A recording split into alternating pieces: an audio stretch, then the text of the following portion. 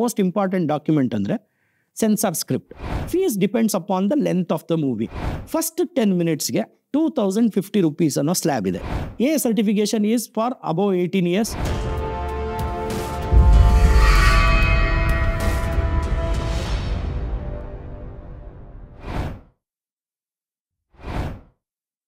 Investing in cinemas without cinema knowledge is injurious to you, your family, and the audience too. Annadata Sukhi Bhava.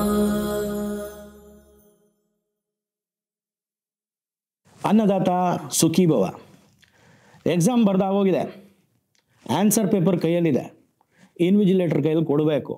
ಕೊಟ್ಟಾದ್ಮೇಲೆ ಏನಾಗುತ್ತೆ, ವ್ಯಾಲ್ಯೂಯೇಷನ್ಗೆ ಹೋಗುತ್ತೆ, correction ಆಗುತ್ತೆ, 100ಗೆ ಎಷ್ಟು marks ಸಿಕ್ಕಿದೆ ಅಂತ ಗೊತ್ತಾಗುತ್ತೆ, ಮಾರ್ಕ್ ಶೀಟ್ ಬರುತ್ತೆ ಅಲ್ವಾ.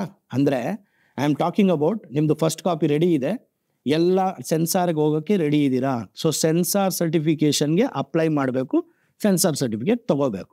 So as good as a exam ಅಂತ ತಿಳ್ಕೊತೀನಿ. ಸೊ ಏನೇನು ಡಾಕ್ಯುಮೆಂಟ್ಸ್ ಬೇಕಾಗುತ್ತೆ ಸೆನ್ಸಾರ್ ಮಾಡ್ಸೋಕ್ಕೆ ಅನ್ನೋದು ಫಸ್ಟ್ ತಿಳ್ಕೊಳ್ಳಿ. ಡಾಕ್ಯುಮೆಂಟ್ಸ್ ಏನೇನು ಬೇಕಾಗುತ್ತೆ ಅಂದರೆ ಪ್ರೊಡ್ಯೂಸರ್ದು PAN card, Aadhaar card, email I D, 2 phone number, ಅಂದರೆ ಒಂದು ಆಧಾರಲ್ಲಿ ಲಿಂಕ್ ಆಗಿರುವಂಥ ಫೋನ್ ನಂಬರ್ ಮತ್ತು ಇನ್ನೊಂದು ಸಬ್ಸ್ಟಿಟ್ಯೂಟ್ ಫೋನ್ ನಂಬರ್. ಯಾಕೆಂದರೆ ಇದಕ್ಕೆ ಕನೆಕ್ಟ್ ಆಗಿಲ್ಲ ಅಂದರೆ ಬೇರೆ ಯಾವುದಕ್ಕೆ ಕಾಂಟ್ಯಾಕ್ಟ್ ಹೋಗಬೇಕು. So 2 phone number of the producer ಬೇಕಾಗುತ್ತೆ. ಅದಾದಮೇಲೆ DI ಲೆಟರ್, ಅಂದರೆ ನಿಮ್ಮದು ಕಲರಿಸ್ಟು ಫೈನಲ್ ಆಗಿ ಒಂದು ಲೆಟ್ರ್ ಕೊಡ್ತಾರೆ, ಆ ಲೆಟ್ರನ್ನ ತೊಗೊಂಡಿರ್ಬೇಕಾಗತ್ತೆ. ಅದಾದಮೇಲೆ ಚೇಂಬರಿಂದ ಏನು ಬೇಕು ನಿಮಗೆ ಅಂದರೆ ಚೇಂಬರಿಂದ registration certificate of your banner. ಅದಾದಮೇಲಿಂದ ಪಬ್ಲಿಸಿಟಿ ಕ್ಲಿಯರೆನ್ಸ್ ಅಂತ ಕೊಡ್ತಾರೆ, ಅಂದರೆ ಒಂದು A4 ಸೈಜ್ ಶೀಟಲ್ಲಿ ನಿಮ್ಮ ಫಿಲಮ್ದು ಪೋಸ್ಟರ್ನ ತೊಗೊಂಡು ಹೋದರೆ ಪಬ್ಲಿಸಿಟಿ ಕ್ಲಿಯರೆನ್ಸ್ ಅಂತ ಮಾಡಿಕೊಡ್ತಾರೆ. ಆ ಪಬ್ಲಿಸಿಟಿ ಕ್ಲಿಯರೆನ್ಸ್ ಆಗಿರೋದು ಒಂದು ಸರ್ಟಿಫಿಕೇಟ್ ಬೇಕು. ಜೊತೆಗೆ ನಿಮ್ಮ ಟೈಟಲ್ ಕನ್ಫರ್ಮೇಷನ್ದು ಒಂದು ಸರ್ಟಿಫಿಕೇಟ್ ಕೊಡ್ತಾರೆ ಚೇಂಬರಲ್ಲಿ, ಅದು ಬೇಕು. ಇಷ್ಟನ್ನು ಇಟ್ಕೊಂಡ್ಬಂದರೆ ಇದು ಡಾಕ್ಯುಮೆಂಟೇಷನ್ ಆಯಿತು. ಅದ್ರ ಜೊತೆಗೆ ಇನ್ನೊಂದು ಮೋಸ್ಟ್ ಇಂಪಾರ್ಟೆಂಟ್ ಡಾಕ್ಯುಮೆಂಟ್ ಅಂದರೆ ಸೆನ್ಸಾರ್ ಸ್ಕ್ರಿಪ್ಟ್.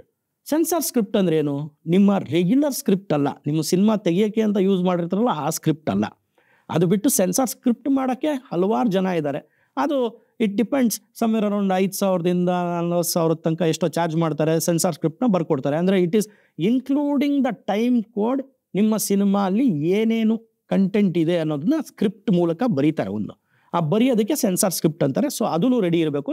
ಅದಾದಮೇಲೆ ನೀವೇನು ಮಾಡಬೇಕು, CBFCದು ವೆಬ್ಸೈಟ್ ಇರುತ್ತೆ, ಆ CBFC ವೆಬ್ಸೈಟಲ್ಲಿ ಫಸ್ಟು ಲಾಗಿನ್ ಆಗಬೇಕು. ಯಾರ್ದು, ಪ್ರೊಡ್ಯೂಸರ್ದು ಕ್ರೆಡೆನ್ಷಿಯಲ್ಸ್ ಎಲ್ಲ ಹಾಕ್ಬಿಟ್ಟು ಲಾಗಿನ್ ಆಗಬೇಕು. ಅದಕ್ಕೇನು ಡಾಕ್ಯುಮೆಂಟ್ಸ್ ಬೇಕು ಅಂತ ಹೇಳಿದ್ದೀನಲ್ವಾ, ಅದನ್ನೆಲ್ಲ ಹಾಕಿ ಲಾಗಿನ್ ಆದಮೇಲೆ ನಿಮಗೆ ಬೇಕಾಗಿರೋದು ಈ ಪರ್ಟಿಕ್ಯುಲರ್ ಡಾಕ್ಯುಮೆಂಟ್ಸ್ ಹೇಳಿದೆ ನಾನು. ಏನಂದರೆ ಅಪ್ಲೋಡ್ ಮಾಡೋಕ್ಕೆ DI ಲೆಟ್ರು ಮತ್ತು ಚೇಂಬರಿಂದ 3 ಪಬ್ಲಿಸಿಟಿ ಕ್ಲಿಯರೆನ್ಸು, ನಿಮ್ಮ title registration, title confirmation, banner registration letter.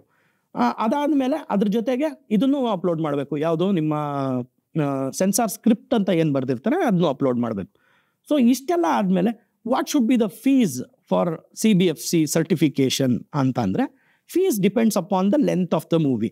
Length of the movie ಅಂದರೆ ಫಸ್ಟ್ 10 ಮಿನಿಟ್ಸ್ಗೆ 2050 rupees ಅನ್ನೋ ಸ್ಲ್ಯಾಬ್ ಇದೆ. ಸಮ್ವೇರ್ ಅರೌಂಡ್ 2000 to 2050 ಸ್ಲ್ಯಾಬ್ ಇದೆ.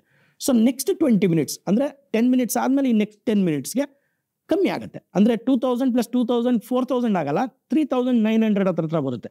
ಈ ಥರ ಒಂದು 2 ಗಂಟೆ 15 ನಿಮಿಷ usual film length 2 hours 15. I am not talking about big film makers. ನಾನು ಯಾವಾಗಲೂ ಹೇಳ್ತೀನಿ, I am talking about the 375 film makers who are the first timers or ಒಂದೊಂದು ಸಿನಿಮಾ ತೆಗೆದವರು. ಇನ್ನು ಮಿಕ್ಕಿದ 25 ಜನದ ಬಗ್ಗೆ ನಾನು ಮಾತಾಡಲ್ಲ, because they are masters of the craft ಅಂತ ಹೇಳಿದ್ದೀನಿ. ಸೊ ಇನ್ನು ಮಿಕ್ಕಿದವ್ರಿಗೆ ಯಾರಿಗೆ ಈ ನಾಲೆಜ್ ಬೇಕಾಗಿರುತ್ತೋ ಅಂಥವ್ರಿಗೆ ಹೇಳ್ತಾ ಇರೋದು ಏನು ಅಂದರೆ, ಇಟ್ ಡಿಪೆಂಡ್ಸ್. 2.25 ಗಂಟೆ ಒಂದು ಸಿನಿಮಾ ಇದೆ ಅಂತ ತಿಳ್ಕೊಳ್ಳಿ. 2.25 ಗಂಟೆ ಸಿನಿಮಾ ಅಂತಂದರೆ 10 ಮಿನಿಟ್ಸ್ ಲೆಕ್ಕದಲ್ಲಿ ಹಂಗೊಂದು ಚಾರ್ಟ್ ಇದೆ. ಆ ಚಾರ್ಟ್ ಲೆಕ್ಕದಲ್ಲಿ ಲೆಕ್ಕ ಹಾಕಿದ್ರು 22,000 to 23,000 rupees ತನಕ ಬರುತ್ತೆ. ಅದ್ರ ಜೊತೆಗೆ 18% GST ಸೇರುತ್ತೆ. ಸೊ ಯು ಕ್ಯಾನ್ ಕ್ಯಾಲ್ಕುಲೇಟ್ 22,000 ಅಥವಾ 23,000 plus 18% GST. So that will be the government fees which you will be paying to the government. ಆಯಿತಾ? ಅದಾದಮೇಲೆ ಬೇರೆ ಏನು ಕಾಸ್ಟ್ ಇದೆ ಅಂದರೆ ಅದೇ ಸೆನ್ಸಾರ್ ಸ್ಕ್ರಿಪ್ಟ್ ಬರ್ಸೋ ಕಾಸ್ಟು ಪ್ಲಸ್ ಅದು ಡಾಕ್ಯುಮೆಂಟೇಷನ್ ನಿಮಗೆ ಗೊತ್ತಾಗಲಿ ಅಂದರೆ ಮಾಡ್ಕೊಡೋಕ್ಕೆ ಯಾರೋ ಸರ್ವಿಸ್ ಚಾರ್ಜಸ್ ತೊಗೊಂಡು ಮಾಡಿಕೊಡ್ತಾರೆ ಪಾಪ, ಅವ್ರಿಗೆ ನಿಮ್ಮ ಸರ್ವಿಸ್ ಚಾರ್ಜಸ್ ಕೊಟ್ಬಿಟ್ಟು ಅದನ್ನ ಮಾಡಿಸ್ಕೋಬೋದು. ಸೆನ್ಸಾರ್ಗೆಲ್ಲ ಅಪ್ಲೋಡ್ ಆದಮೇಲೆ ನೀವು ಒಂದು ಹಾರ್ಡ್ ಡಿಸ್ಕಲ್ಲಿ ನಿಮ್ಮ ಸಿನಿಮಾನ ಫಾರ್ ಸೆನ್ಸಾರ್ ಅಂತ ಟಿಂಟ್ ಹಾಕ್ಬಿಟ್ಟು ತೊಗೊಂಡೋಗಿ ಕೊಡ್ತೀರಾ ಹಾರ್ಡ್ ಡಿಸ್ಕ್ನ. ಹಾರ್ಡ್ ಡಿಸ್ಕನ್ನು ಕೊಟ್ಟ ಮೇಲೆ ನಿಮ್ಗೊಂದು ಡೇಟ್ ಕೊಡ್ತಾರೆ. ಇಂಥ ಡೇಟಿಗೆ ನಮಗೆ ಬಂದು ನಿಮ್ಮ ಸಿನಿಮಾ ನೋಡ್ತೀವಿ ನಾವು ಸೆನ್ಸಾರ್ ಅವರು ಅಂತ. So censor board consist of ಯಾರು ಅಂದರೆ ಒಬ್ಬರು ರೀಜ್ನಲ್ ಆಫೀಸರ್ ಇರ್ತಾರೆ.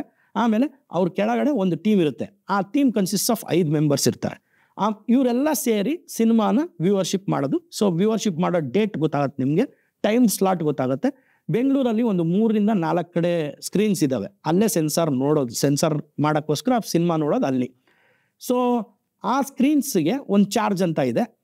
ದಟ್ ಈಸ್ ಫ್ರಮ್ 9,500 ಇಂದ ಹಿಡಿದು 11,000 rupees ರೇಂಜಲ್ಲಿ ಇದೆ. 3-4 ಸ್ಕ್ರೀನಲ್ಲಿ ಒಂದೊಂದು ಸ್ಕ್ರೀನಲ್ಲಿ ಒಂದೊಂದು ₹100, ₹500 ಹೆಚ್ಚು ಕಮ್ಮಿಲಿ ಇದೆ.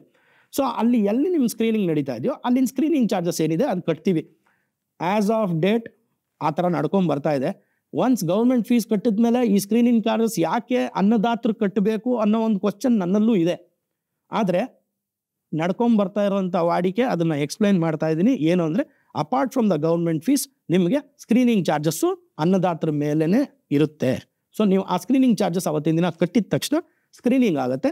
ಸ್ಕ್ರೀನಿಂಗ್ ಮಾಡ್ತಾರೆ. ಸ್ಕ್ರೀನಿಂಗ್ ಮಾಡಾದ್ಮೇಲೆ ಕಟ್ಸ್ ಏನಾದರೂ ಇದೆಯಾ, ವೈಲೆನ್ಸ್ ಏನಾದರೂ ಇದೆಯಾ, ಅಥವಾ ಬ್ಲಡ್ ಶೆಡ್ನ ಬ್ಲರ್ ಮಾಡಬೇಕಾ, ಅಥವಾ ವಲ್ಗರ್ ವರ್ಡ್ಸ್ ಯೂಸ್ ಮಾಡಿದರೆ ಅದನ್ನ ಡಿಲೀಟ್ ಮಾಡಬೇಕಾ, ಅಥವಾ ಬೀಪ್ ಹಾಕಬೇಕಾ, ಇದನ್ನೆಲ್ಲ ಡಿಸ್ಕಸ್ ಮಾಡ್ತಾರೆ ಆಫ್ಟರ್ ದೇ ವ್ಯೂ. ಅದಾದಮೇಲೆ they will tell this is what we have decided, ಈ ಸರ್ಟಿಫಿಕೇಶನ್ ಕೊಡ್ತೀವಿ.